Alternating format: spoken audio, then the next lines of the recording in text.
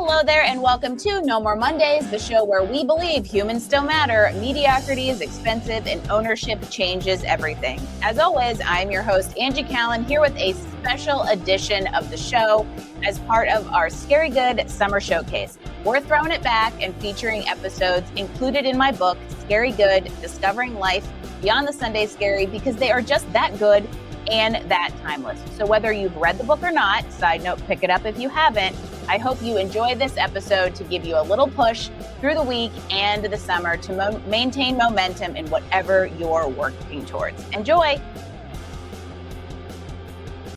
Y'all know how much I love to talk about business. And a big part of this show is bringing you both inspiration and action to help you start, grow, and scale your businesses or even your career sustainably. Today, we're going to take a little bit of a different approach. I often say that successful entrepreneurship is 80% mindset. So we're going to go there. We're going to dive deep into the mental fortitude it takes to build and sustain a business. Enter Justin Schenck. I'm fairly certain we were separated at birth and placed on opposite sides of Pennsylvania, which is one of the reasons that we clicked immediately upon a 20-second introduction at an event a few months ago. He's an entrepreneur, speaker, podcast host of top-rated show, Growth Now Movement. And most importantly, he is a good human helping other good humans make impact in this world. How could he not be my new best friend? Let's welcome Justin Schenck to the show. Justin, welcome to No More Mondays. Angie, thanks for having me. I'm excited. You're welcome. Me too. We were in the green room before we came online. We were laughing about how we think we've seen each other on Zoom more than any other single human over the past month. And so it'll be fun to just continue this conversation. Yeah, I'm excited. We just had you on the show, and our episodes might come out the same week, so it'll be like a trade-off of like they'll go listen to my episode, everybody will come listen to your episode, and it'll be good. And then we can have them rate us 1 through 5 who did better.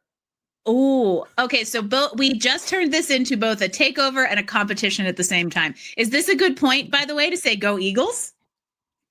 Yeah, go Birds. Like, I love it. Now, we had a win back in 2018, which still kind of felt fresh, at least for Philadelphia, because we like taking a really long time between wins. But it was amazing. And I did not expect a blowout. That's for sure. As you know, I kind of did. I was watching. Yeah, I grew up in Pittsburgh. Steelers fans are notorious for knowing the game very, very well. Also, by the way, also a Pirates fan. Speaking of droughts. So yeah. I think it's awesome. And I'm a huge fan of both Jalen Hurts and glad he got to win this time and love Saquon Barkley. So I was rooting for the Birds and as a team, they've got great messages that totally tie into what we do in business. So I love the inspiration they're putting out into the world too. Yeah, it's been a really fun team to watch, and the history record-breaking season for Saquon. Now it's hilarious because we all hated Saquon for how many years because he was a Giant, but now we're all gigantic fans of the man, and he seems to be happier than ever in Philadelphia. Fair weather fans. So now on to entrepreneurship. So as Justin mentioned, I was on his show. So we're going to jump past the whole, we both hit rock bottom and somehow use that to grow a successful business from the depths of despair conversation. If you want to hear it, shameless plug, go listen to my conversation on Growth Now Movement podcast because it's there. So this will just be the continuation. But here's where I want to go. Knowing we both came from that place, I want to get into your head. What were you... I want to understand what you were thinking and telling yourself at that initial point of struggle when you were in that low place, trying to figure out what was coming next. Yeah, it's interesting for me because obviously there were a couple of those rock bottom moments, right? Like obviously trying to get the business off the ground, being broke, getting fired from my day job when I was doing that and going, what do I do? And then COVID hitting and losing 75% of my income after I'd built this business. And going, what do I do? The reality is, I feel like part of me was too naive not to just make it work, right? Like it was almost like, okay, this is just another thing that's happening. How do I put together different pieces, right? And it also kind of goes back to like, I was poor before I can be poor again. Like when I was a kid, I watched my mom's car get repossessed. Like I grew up poor. And now that I have money, I go, well, I could be poor again. And so I think that if you accept this idea of like, it's all or nothing mentality, like it's a lot easier to take the steps forward. Sorry, it Ooh. looked like you were going to say something. No, I think that that's actually a fascinating. I almost want you to talk more about that, because I think we live in a little bit of the it's all category, and we're never willing to even entertain that there could be nothing, and that most likely it's somewhere in the middle. So tell me more about that. Yeah, I mean, nothing to me is very fresh in my mind, right? I experienced it many times in my life, and I know that it's a possibility again. What I don't think is a possibility again is for me to be employed by a company, because I figured out different ways to make it work. And so the one thing that I always did when my back was up against the wall was I literally invested in myself financially in order to move forward. And this is the piece most people miss. They go, once I get the money, then I'll invest in myself. Once I get to a certain place, then I can get a coach, or then I can join a mastermind, or then I can do this. When I was starting out, I had the opportunity to speak at an event right down in Orlando. This is before I got paid to speak. And I got fired from my job. And it literally came down to the moment of, okay, do I go speak at this event, or do I pay my rent? And of course I made the smart decision, and I went and spoke at the event, and I was like, I'll figure it out, right? I'll figure out how to pay my rent. But the reality was, getting in that room with those people changed my life. I sat next to a guy named Mike Kim, who we had an in-depth conversation about how to really handle business, right? At the time, I owned a podcast production company like many podcasters own. And he was like, dude, you're literally right now, you're racing people to go broke in your business, because everybody's undercutting everybody to be the cheapest. You're going to go broke, but you're the only one doing it that was chosen by Inc. magazine as a top-rated podcaster. You need to get paid for that. And so I went home and I made $22,000 in 3 weeks, and I never looked back. And I realized that looking at things differently, it's impossible to get there unless people are helping you look at things differently, right? And then in 2020, when I lost 75% of my income, I hired a coach for $15,000 I didn't have at the time, to really completely change how my business works. I didn't know how to build an online course, which I ended up doing.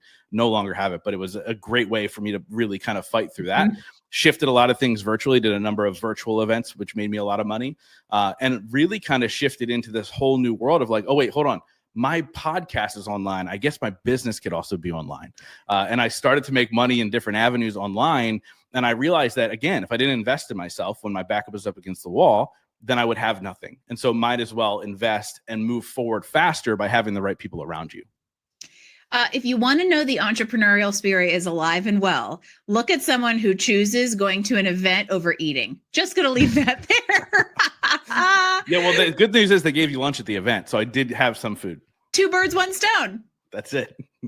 There's a piece in here that I particularly really love, because it's a big component of kind of the way I operate. And also, by the way, I did not bring Justin here as a shameless plug of why you need to hire a coach. However, it does reinforce this idea that I think that in the entrepreneurial space, especially when we're new in business, we tend to go it alone too much, either because we think we have to, or we can't afford not to, or various other slew of reasons. And in your case, that was literally the difference. Yeah, it made a world of difference, right? I think there's a African proverb that says, if you want to go fast, go alone. If you want to go far, go together. I didn't need the overnight massive success, right? So I was like, I want to build this for long term. And so I had to surround myself with the right people. I had to invest in myself. And without those coaches, I don't know where I would be. By the way, I've had coaches in every area of my life, in spirituality and relationships and my health. I've had coaches in all of these different areas at different times. Recently had an author coach, like all these things, in order to get better at these things that I'm not good at, because I want to move the ball forward. And, at the end of the day, like, we don't know when this is all going to end. So might as well enjoy that process, even when, your back is up against the wall. And honestly, you talk about these people who aren't ready, to surround themselves with the right people or get a coach. I think a lot of it, especially early on, is ego, right? There's so many people faking it till they make it, right? They're a broke entrepreneur who claims to be a life coach, who claims to have a 7-figure business. Well, they're actually too broke to invest in themselves. I was the opposite, where I was like, I'm really dumb. I don't know what I'm doing. Please help me, because I heard you are the right person to do that, right? And so a lot of my success in my life is because I stood on the shoulders of giants. And I realized that, like, learning from these people, making sure I had the right people in place, that's how I was able to move forward. Even when I didn't have the tools in order to do it, I just became really resourceful.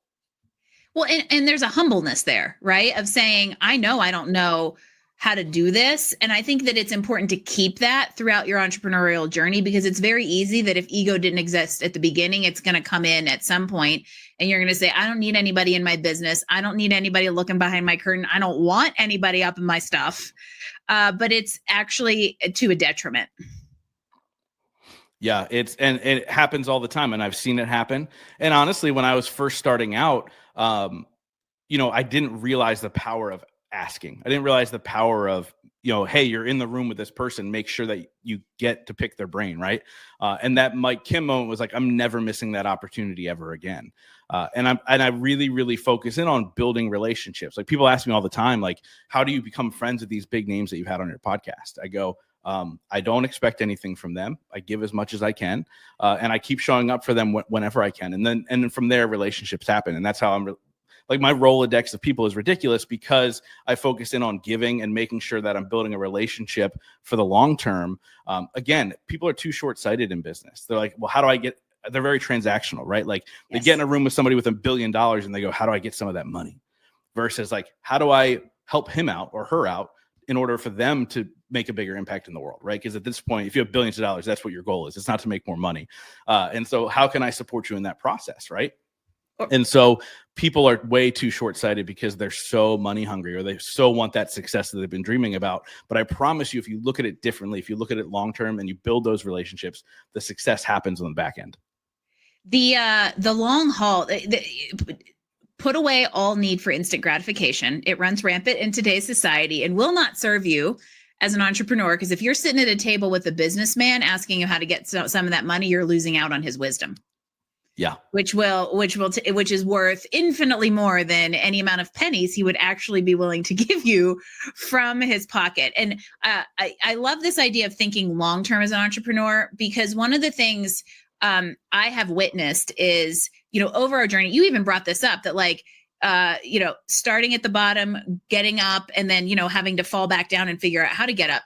Entrepreneurship is growing a business is not linear. There are ups and downs. And then, and I call that the entrepreneurial mind bleep. I will not say the word because my mom is listening. Hi, Mom. And there's this essentially what I have considered this like baseline of equilibrium you have to find throughout the middle of those like highs and lows that really keep your eye on the prize of the long haul. Because if you're looking at like, oh, great, I got a deposit today, sweet, versus like, oh my gosh, I haven't gotten any money in 3 days, you're going to get off of that highs and low roller coaster. Like, you're either going to throw up on it or get off at the first stop. And so I find if you can establish some sort of baseline that keeps you consistent throughout that ups and downs, you can keep your eye on the long term. And I'm curious how you establish something like that for yourself. What's it look like? What's it sound like in your head when you're going through those highs and lows? Yeah, so it's funny, when we talk about highs and lows of business, we think a lot about money. It's probably the number one thing people are going to think about when you think about highs and lows. To me, money is not a driving factor. Like, if I have a ton of money in the bank, I feel fine. And if I don't have a ton of money in the bank, I feel fine. Like, it doesn't affect me either way. But entrepreneur money is different than paycheck money. So I want to make that clear really quick. Like, when I was an employee, I spent everything that ever came in, because I was like, 2 weeks, another check, like, just spend it. It just magically shows up in your bank account. You don't have to think about where it's coming from. Exactly. And you don't pay taxes at the end of the year versus, you get some money back versus having to pay a ton of money. And so I look at it from a standpoint of like, just keep your nose down and stay focused on your purpose, right? If you're focused on your purpose, the rest takes care of itself. It's the idea that, hey, I want to build this new thing, right? I have a live event coming up in April, and it's, hey, how do I get more people in the room? It's not how do I pay for the venue? The venue's already paid for. The response is, well, how can I make a bigger impact? Meaning, how can I get more people in the room? And if you focus on that, the rest will take care of itself. And I think when things don't seem to be going right, people get so worried and get into that negative mindset of like, oh, everything's falling apart. Nobody's going to pay me money. I don't know how I'm going to pay rent.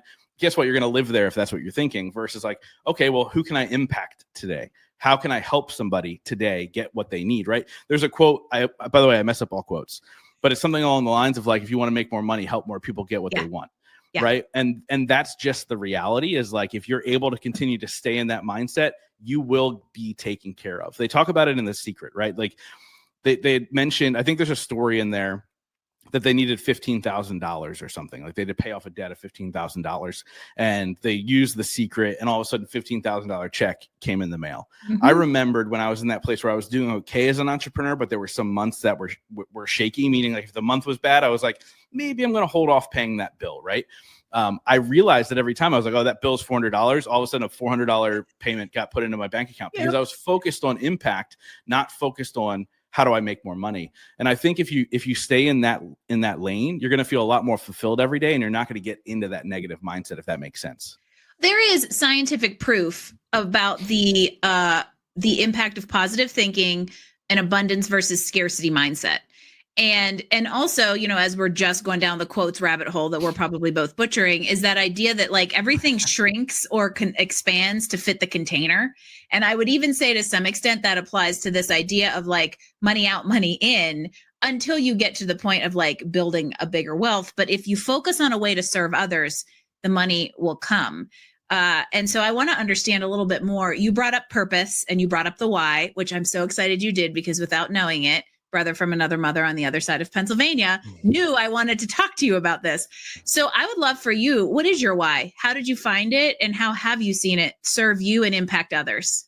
Yeah. So I believe my why is that I want people to look at me and essentially say, okay, well, if he can do it, I can too. But from the vein of, it doesn't matter where you come from. What matters are the choices you make today to make a better tomorrow for yourself and the world. Right. So again, that entire vision of making sure that it's bigger than you. Like you are not the reason you're building what you're building. It's so much bigger than you. Especially in the self-development space, like people who do what I do, like doing events and retreats and all that stuff. Far too often that person has made it about themselves. They've made it about their celebrity. And I think I'm in a really good place not doing that, because gone is the way of the influencer, right? Like I don't think the influencer thing still exists. And so for me, building about, like, my show is called The Growth Now Movement, because it's about creating a movement of people that can make a difference in their life and the lives around them. And so this purpose came from the idea that, 6 months before I launched my show, my mom lost a 20-year battle to opioids, and really began a rock bottom moment for me that lasted quite some time. I actually ended up going on a 3-month bender where I was blackout drunk 6 nights a week. And I remember I got a call from my coach, and she goes, "What are you doing tonight?" And I said, I'm going out with some buddies. And she goes, "No, you're not. You're going to sit and you're going to feel this." And it was the worst night of my life. And I did this whole exercise where I wrote a letter to my mom and set it on fire, releasing a lot of emotions and allowing myself to feel all of these emotions for the first time since her passing. And when I woke up the next day, I had a number of realizations. First of all, there was a weight off my shoulder because I allowed myself to feel feelings. But the first realization was my mom didn't die because she was an addict. My mom died because she didn't love herself. And the second piece was I didn't love myself either. And part of loving myself was making sure I was taking care of myself, making sure that I was filling my cup first, making sure that I was doing the things to better myself so I can then impact others. And that's really where this purpose came from. It doesn't matter where you were. It doesn't matter even where you are today. What matters are the choices you make today to create a better tomorrow for yourself and the people around you. That first piece is yourself. And I say all the time, like, what's in your cup is for you. What overflows is for everybody, and fill the shit out of your cup. Like, you deserve to have great things. And that doesn't necessarily always mean money, by the way. Like, I ask a question on every single episode. I asked you, if people go listen to that episode, a 2-part question. First part is, what's your definition of success? Second part is, what are 3 things you do every single day to ensure that success for yourself? And I realized in that question was the common theme behind all the people that I've interviewed. Those 3 things are always to take care of themselves first. Right. And I came up with this thing, and I started saying it, which was like, the most selfless thing you can do is to be selfish, because if you're not taken care of, you can't help others. And that was a massive shift for me. I was really running on empty constantly. My romantic relationships constantly fell apart because of it, like all these terrible things. Right. And so once I really flipped the script on that, my business grew, my relationships got better. I found my wife. Like, all these things changed just by focusing on myself first, while still focusing on that purpose and that impact. And it's strange because we did bring up the word selfish earlier, but in a way, the most selfless thing you can do is prepare yourself to go give the world the purpose or the why that you're meant to give it. And you can't do that if you aren't strong enough. And like you said, the cup is not full. And I feel like you just gave a very real world example of something I tell a lot of people, which is there is no better exploration into self-discovery than entrepreneurship. And it's because it put you in that place to become a more whole person and work through ugly stuff that was going to come in and disrupt your growth potential at some point, whether it was in that exact moment, real time, or a delayed response later. But it's what triggered the work that enables you to go, you made a difference in your life so that you can make a difference in others. Yeah. And, I think one thing too is like, that was a rock bottom moment for me, right? Like that was truly the rock bottom moment. It didn't mean hard things didn't happen after that. But what I did was, okay, I said to myself, I am no longer going to allow outside circumstances to determine the choices that I make and the things that I do on a daily basis. And that changed the game for me, because on the other end of that spectrum is somebody who hits a rock bottom moment, feels bad for themselves, might rebound a little bit, but then they hit the next rock bottom moment and the next rock bottom moment. And, and somebody like my mom, unfortunately, it was too late for her. Right. And so how can we define our rock bottom moment? And I always challenge people from a stage like, hey, right now is your rock bottom moment. Don't allow yourself to ever be affected by outside circumstances. Again, you can feel emotions, but don't allow it to change your course and your direction and the things that you want to do, because often we allow these outside noises and the outside things to affect us, right? Ed Milet says it best. He says, life is happening for me and not to me. That's even the bad. That's even the bad. Took the words out of my mouth. Yeah. Well, I think Ed was the first one to say it. Now everybody says it because it's true. It's true, right? If you can have that mindset of this is happening for me, it's rough at first when you start to practice that, right? Well, okay, if it's happening for me, then why did I grow up in the household that I grew up in? Why did my mom die when she was 58 years old after battling opioids for 20 years? Why? Right. And so you go, okay, well, why is that happening for me? The reality is, if that rock bottom moment didn't happen, I wouldn't be doing what I'm doing now. And I wouldn't have impacted millions of lives through my show. Right. And I go back to pretty early on. This is when I realized that, okay, this is my vehicle. This is what I'm doing. And I have to keep using this medium of podcasting to make a difference. I was about 40 something episodes in when I set off in this podcast journey 9 years ago, back when people didn't even know what podcasts were. I was literally, nobody was listening, right? Like 40 people were downloading the show. And I didn't realize that at the time that was most shows. But I was having these conversations. I decided that I was going to do a year and see what happens, right? And I was around episode 46. Nobody was listening. And I was like, you know what? I'm just going to hit 52 and I'm done. I'm not going to do it anymore. And I ended up getting a message from somebody from Japan that said, because of your show, I decided not to take my life. And I realized that even if one person was listening, I'm going to show up. I'm going to keep doing this. I'm going to stay true to this whole thing because I'm changing a life, which in my opinion, if you change a life, it changes the entire world. And so I kept showing up, and now 550, you'll be 555, I think. Right. So that idea of being consistent, my show has now grown to a place where it gets played in 100 countries every single week and all those things. But again, it was like that hard moment of like, I'm doing all this work and nobody's listening. I pushed through that moment because of my purpose. And then here we are on the other end where I get to do live events. I get to speak on stages all over the world. And it's truly just a blessing because I get to sit down and record and interview and build relationships with some of the coolest people. If I didn't have my podcast, I wouldn't know you. That's just the reality. Which is one of my favorite things about podcasting is the community that I've been able to build. But I want to go back because there's some very insightful and important components to everything that you just mentioned. And I've started picking up on this while you and I would love to go help every entrepreneur out there not have to rise from ashes. In a way, I'm starting to pick up on the common theme that we all have a rock bottom we're meant to be in, because then we understand what a rock looks like versus what rubber is. And it helps us build resilience. And a lot of times it helps us identify that real why or that real purpose that would not have been as obvious, and we would not have been as committed or convicted in following had experience and insight and knowledge not come from a hardship. And I also think that those hardships tend to condition us and build the thick skin that we need in order to go put that purpose out there and know and trust that it's impacting people, even if we can't see it. Yeah. People reach out to me all the time when they're going through hard times. And I think it's just part of the brand that I've built, and people feel like I can be a shoulder to crown, even though I'm a bruiser. And we could talk about that, the 5 people you need in your life, but I'm a bruiser, and I just call it like I see it. But I also know when to not be that person. And people will reach out and be like, nothing's going right. Everything's falling apart. My business isn't doing well. My marriage is not good. Like what do I do? And I literally say to most of those people, I go, congratulations, you're about to have a massive breakthrough. And I realize if without the breakdown, there is no breakthrough. Mm-hmm. You are literally, I don't care if you're, I'm a spiritual person, right? I literally believe it is the universe testing you to say, do you really want this? Because this is your test and you're going to push through it. Now that season may be short and that season may be long, but you have to be willing to ride it out and continue to stay focused on the right things in order to have the breakthrough. But again, you have to have that mindset of, hey, congratulations, you're about to have a breakthrough. And I believe it to be true.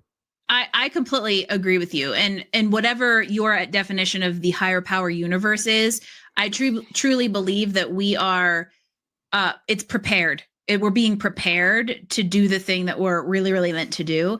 And it's interesting because, I'm a former engineer who loves people, which is the kickoff to my conversation with Justin, when he literally just goes, for an engineer, how do you have a personality? Which is, okay, go tune into the other episode to hear the answer to that. But for somebody who's very analytical, I also am very like intuitive and kind of like heart-centered. And you have a very similar aspect to that, because in some respects, a lot of what we're talking about is kind of like woo-woo. Oh, like know your why, know your purpose, go through rock bottom, build yourself back up, become the phoenix, and be prepared.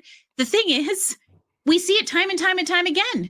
It's almost so common. It's become fact. And my big message is, I don't feel that you can truly live a satisfied, fulfilling, authentic life if you haven't discovered what the purpose is. Now, I hope that means you don't have to be at rock bottom in order to do it, but you can go seeking, and in seeking, ye shall find. Yeah. Yeah. And it's true. Right. And I think you have to have that growth mindset in the first place. Like that's the piece nobody really talks about.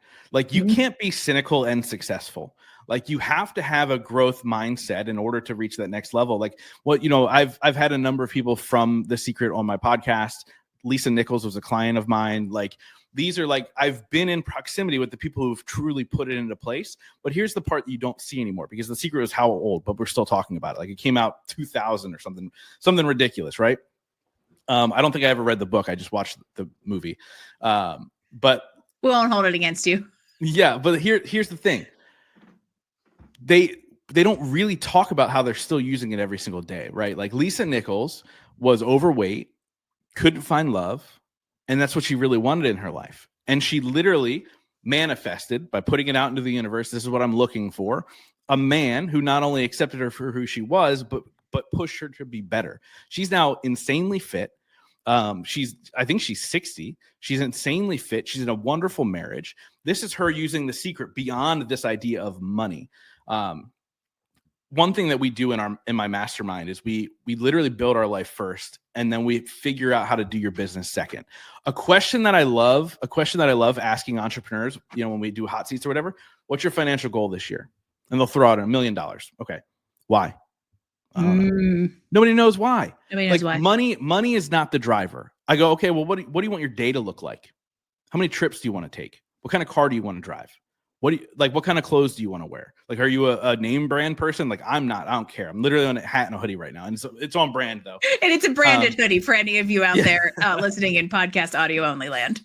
Like, I don't care about those things, but like, if I did, okay, cool. Like my biggest expenditure of like fun things is cigars for me, right? And by the way, if you smoke good cigars are expensive. So you're like, okay, well, how many do I want to smoke a year? Figure it out. And then you figure out your dollar amount and you realize it's not even close to $1 million. You can literally live the life that you want to live at $400,000 a year, work half the time you're expecting to. And look, hey, here's a bonus. You can do extra trips because you're not working your butt off all the time. Like rewire your brain as far as how you're setting goals. And then the action becomes so much more exciting. It's so much better to step forward, right? Like one of my daily non-negotiables is a 5 to 10 minute visualization practice. And it's usually onto something big. Like right now, my big vision is like, what do I want this event to look like, sound like, smell like, feel like, all those things. And I bring myself there every single day. And what that does is it makes it easier for me to be the annoying guy to slide into your inbox and go, hey, did you get your ticket yet? Right? Like it makes it a lot easier to do those hard things if you know what that vision is for yourself. If you've never seen $1 million in your bank account, you don't know what that feels like. But you know what it feels like when your loved ones are celebrating you for having big wins. You know what it feels like to go on vacation in the place that you love. You know what it feels like to be in a nice car and what it feels like to be surrounded by nice things. Vision that, and the action becomes a lot easier. You have to know what you want the money to do versus just an arbitrary amount of money that sounds good because society says it's cool to be a millionaire. Yeah. Do you actually want the responsibility of that? Does it align with your values and your goals and your purpose and your why? And also, very practically, I have found whether it's a career or a business, our need is typically way lower than we assume it is once you actually reverse engineer the need and the lifestyle that it's going to support. And for those of you also out there on podcast audio only land, apparently this is a shameless plug to watch on video so that you can see what Justin's wearing, but you could also see me jumping up and down when he, without me telling him to say it, says design your life first and then layer the career on that's going to support it. I have talked about that for years, and I'm still so refreshingly encouraged anytime I meet somebody who has that same perspective, because I feel that we don't take that agency and we don't make that choice. We accept circumstances too much and as if we just have to, and don't ever challenge that status quo to say, is this working for me? And is this intentional? Yeah. And I'll say this, like, I don't have a 7-figure business, so I don't do 7 figures every year. And I don't want to, if it means I have to work more. Like, that's the one thing that I realize is that, like, I'm literally living my perfect life. I work 2 to 3 hours a day. I afford everything I want. We take 5 to 7 vacations a year. Like life is good, and I don't want to work more. Like, if I'm not that person. I thought I was, right? That young, hungry entrepreneur. I was like, I'm working sun up to sundown every day. Like, I'm going to get it. And it was great for that season, right? Because I wanted to be that person. But now I'm like, I've got a great wife. I've got 2 stepkids. I love my life. I don't want to be spending it in my office when they're out gallivanting around. Like, I want to spend time with them. And so, you know, I think sometimes we have to check our values before we set goals. A lot of times, again, like you said, society. Oh, society says you should be a millionaire. Society says you should have a 7-figure business. I don't care. Like, I want to live the life I want to live, and then I'll figure out the rest, right? And I think that's the true beauty of entrepreneurship that most people don't talk about. Yep. Because you get so caught up in this, like, I need to be working all the time thing, and it's BS. It becomes a little bit of like entrepreneurial martyrdom syndrome. And there's a time and place. That's the other thing, though, is we easily can fall into this flip side that, like, oh, I'll go be an entrepreneur because then I can only work 2 or 3 hours a day, 3 days a week. Yeah, you did grind it out for several years to build the thing that then aligned with life. And so there's also seasons to some of this but if you know what you're working towards and why you're working towards it, it's easier to identify once you get there. So I want to flip the script on you for a sec. What is your definition of success? And what are 3 things you do daily to take care of yourself? Yeah. So my definition of success, it's funny because it actually is probably the most common definition that somebody gives me. But it is what mine is as well, as to do what I want, when I want, with whom I want. Right. And that sounds so arbitrary, but that means you've built the life that you want, and you're surrounded by the people that you want, and you get to do everything that you want, which is crazy. Right. And I actually have 4 non-negotiables every day. And I'll share them with you. The first one is I move my body in some way, shape, or form. Like this morning, I walked 2 miles. Like, so it all depends on what the day looks like, but move my body in some way, shape, or form. Second thing is I learn something new every single day, whether that's reading a book, listening to a podcast, watching a YouTube video, whatever. I learn something new every day because I believe what's not growing is dead. The third thing is I mentioned earlier, the visualization practice, because you need to know where you're going, right? And there's actually a powerful tool. You can actually use AI to get really, really clear on your long-term vision. And I forget what the prompt was, but we did it in one of our mastermind gatherings when we were together, and people were crying. Like, it gets super clear and it gives you a true visualization. So if you're somebody who can't visualize things, use AI as a tool. But the third thing is a visualization practice. And then the fourth thing is I reach out to somebody I care about every single day and just check on them. And a lot of times it's like, well, well, Justin, that's not for you. That's for other people. But the reality is, like, me knowing that I can be there for people, even if it's a simple text, be like, yo, I know you're going through this. I hope you're all right. Hey, I hope you're recovering from that illness. Hey, I saw this, whatever, just checking in. That's a huge, powerful thing. And then rarely now is there a day that goes by, because I've been doing it for so long, that somebody doesn't check on me. And it's become this really cool thing. And every time I tell somebody that, they're like, oh, I'm going to use that. I'm going to start doing that. I don't know how long they do it for, but it's become a great practice in my life that's truly made a difference. And so those are my 4 non-negotiables every day. I particularly love the 4th one, because I feel like the first 3 are very similar to mine. Was like move, eat good food. Yeah. And I think it was actually connect with people, because I'm super extroverted and love humans. You did say that, and I was like, oh, that's one of mine. I don't think I said it during the interview, but I was like, that's a good one. So now I realize that, and I feel like I really enjoy.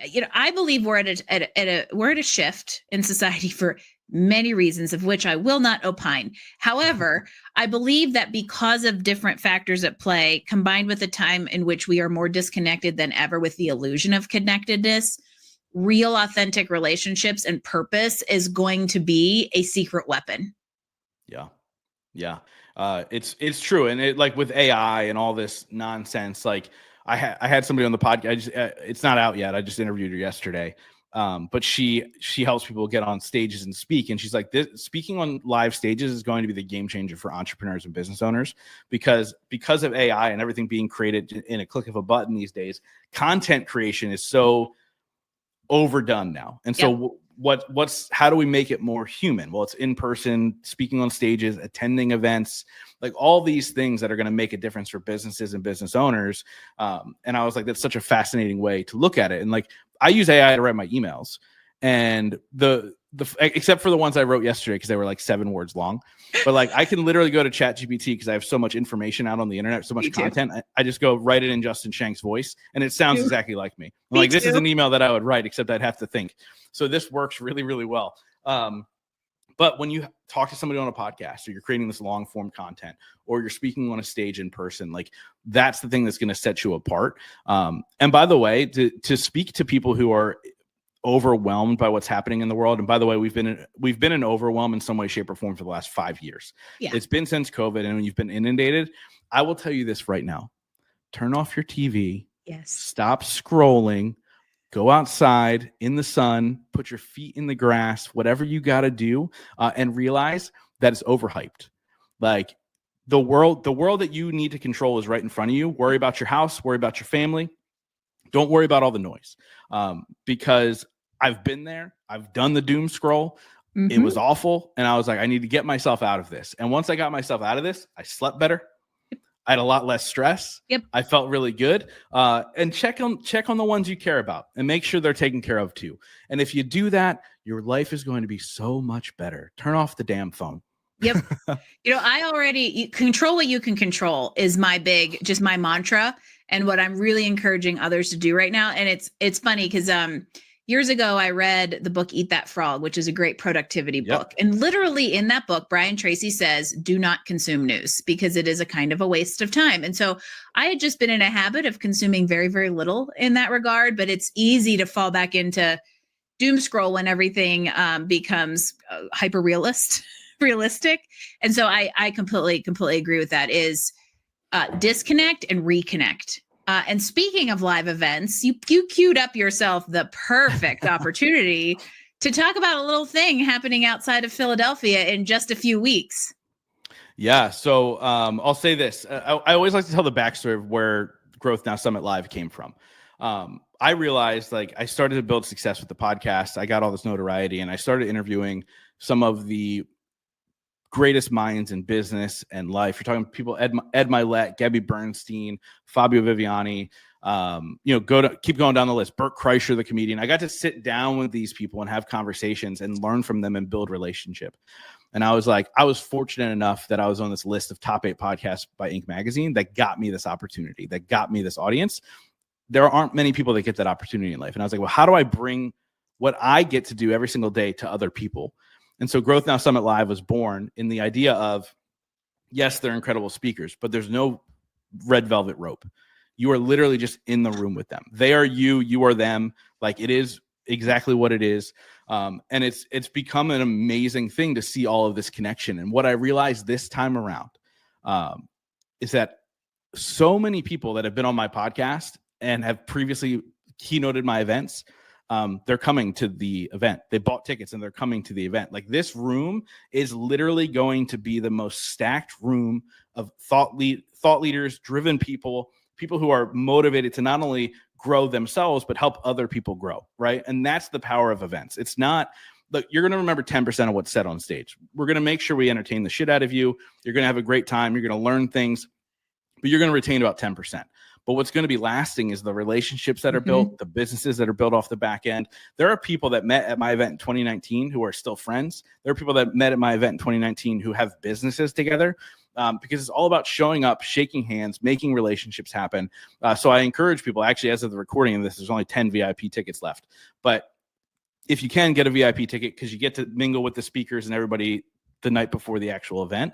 And then April 4th is the main event where, keynote speakers, a sit-down conversation, some panels throughout the day, subject matter experts, and a ton of fun along the way in Westchester, Pennsylvania. So if people are interested, they can go to growthnowsummit.com.